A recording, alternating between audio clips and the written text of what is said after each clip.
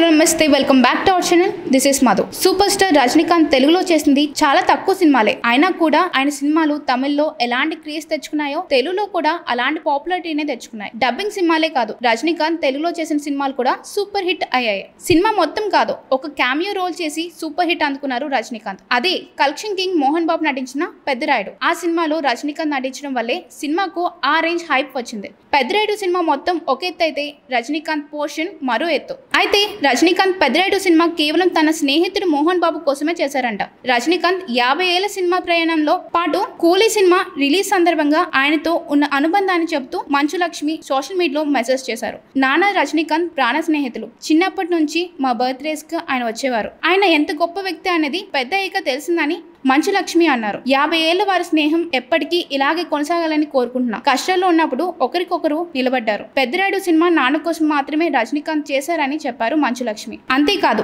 నాన్న కోసం రాయలసీమ రామన్న చౌదరి కథ కూడా చేశారని, వాళ్ళిద్దరి చాలా గొప్ప స్నేహం అని అన్నారు మంచు లక్ష్మి. నటుడుగానే కాదు, గొప్ప వ్యక్తిగా రజనీకాంత్ ఎంతో మందికి ఆదర్శమని, పెద్ద స్టార్ అయినా కూడా ఆయన చాలా సామాన్యంగా ఉంటారని, కూలీ కోసం ఎన్నో రోజులుగా ఎదురు చూస్తున్నా, అందుకే ఈ రోజు ప్రోగ్రామ్స్ అన్ని వాయిదా వేసుకుని సినిమా చూస్తున్నా అంటూ సోషల్ మీడియాలో రాసుకొచ్చారు మంచు లక్ష్మి. రజనీకాంత్ కూలీ సినిమా మాత్రమే కాదు, రజనీకాంత్ 50 ఏళ్ల సినిమా పండుగలా ట్రీట్ చేస్తున్నారు. లోకేష్ కనకరాజు డైరెక్షన్ లో తెరకెక్కుతున్న ఈ సినిమాలో నాగార్జున, ఉపేంద్ర, అమీర్ ఖాన్ కూడా ఉన్నారు. సినిమాలో శృతి హాసన్ ఫిమేల్ లీడ్ గా నటించగా మౌనిక సాంగ్ తో తన డాన్స్ తో అదరకొట్టింది పూజా హెగ్డే.